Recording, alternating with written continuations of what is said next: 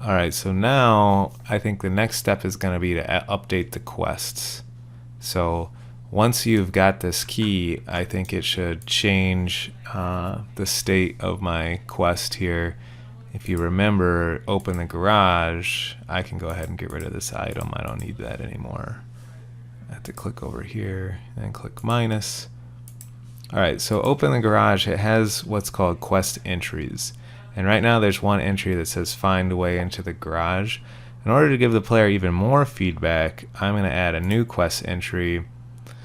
It'll start off unassigned, and it's going to say something like, I'll use this little bullet dash thing, and I'll say like, show James that you found the key, or something like that. Or tell James that you found the key.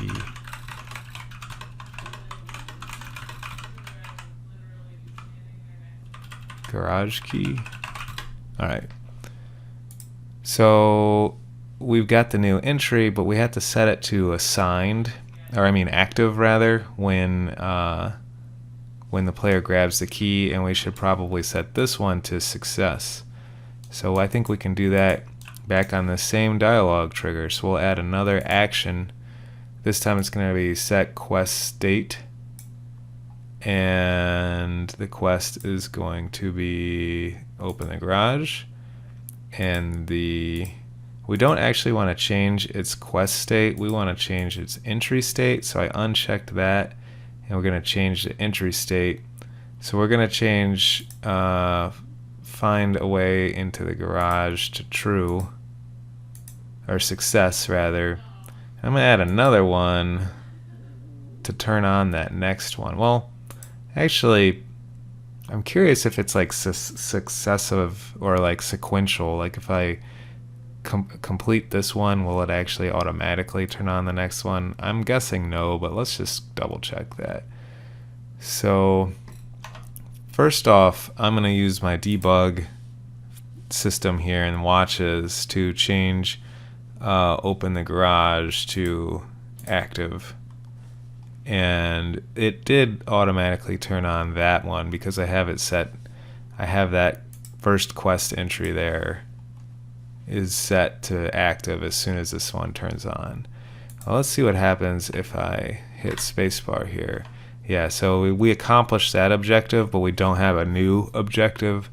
So I'm going to have to manually have my dialogue system trigger do that too. So that's one more action we got to add.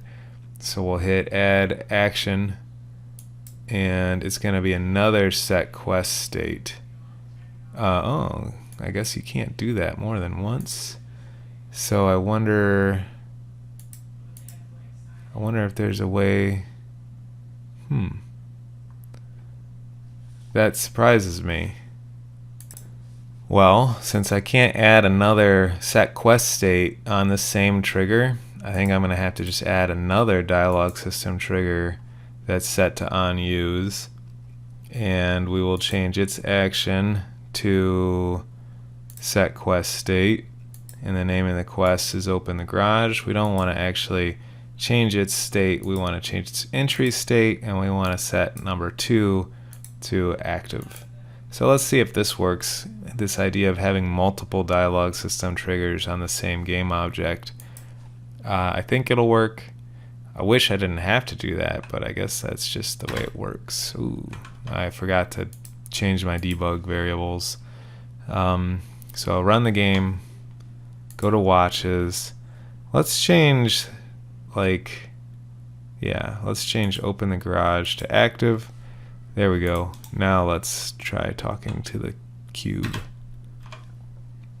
Tell James that you found the garage key. Got it. So it's working. So that's a little minor complication. I guess you can only have one action of each type per dialogue trigger. So I had to add 2 dialogue triggers that have the same trigger.